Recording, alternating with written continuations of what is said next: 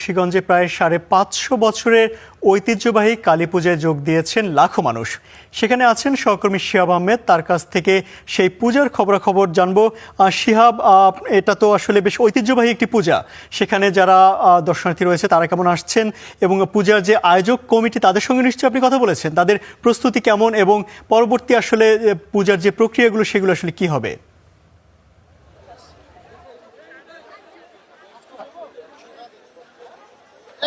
ইমতিয়াজ, অশুভের বিরুদ্ধে শুভর জয়, শক্তি লাভ এবং জীবনে শান্তি ও সুরক্ষার প্রত্যাশায় গেল ৫৩১ বছর ধরে মুন্সিগঞ্জের সিরাজদি খানের শেখরনগরে এই ইছামতি নদীর তীরে কালী পুজো হয়ে থাকে। আজকে সকাল থেকে আমরা দেখছিলাম এবং এই মুহূর্তে এলাকাটিতে তিল ধারণের ঠাঁই নেই। এই কালী পূজার আশপাশের ৭ থেকে ৮ কিলোমিটার এলাকা মানুষে ভরপুর মানুষ আসলে, এবং এই স্থানীয় যে আয়োজক রয়েছে ঋষি কমিটি, তারা বলছে যে এই পুজোতে ৩ থেকে ৫ লাখ মানুষের সমাগম ঘটে থাকে।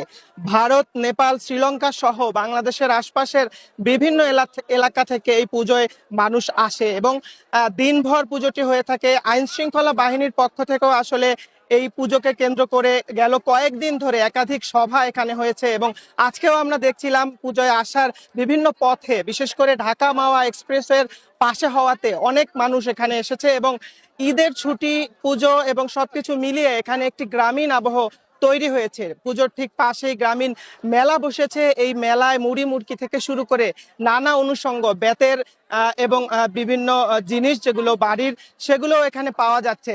আমরা দেখছিলাম যে সকালে পাঠা বলির মধ্য দিয়ে এই পূজা শুরু হয় এবং এখনো এখানে কয়েক লাখ মানুষের সমাগম।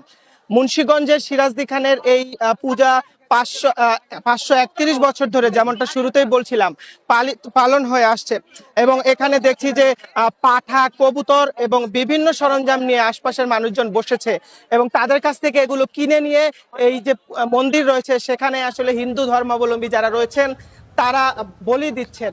তো ইমতিয়াজ, এই ছিল আমার কাছে মুন্সিগঞ্জের সিরাজদি খান থেকে কালী পূজার সবশেষ। শিহাব, আপনাকে ধন্যবাদ। দর্শক, মুন্সিগঞ্জ থেকে সেখানকার ঐতিহ্যবাহী কালী পূজার খবরাখবর জানাতে আমাদের সঙ্গে যুক্ত হয়েছিলেন সহকর্মী শিহাব আহমেদ।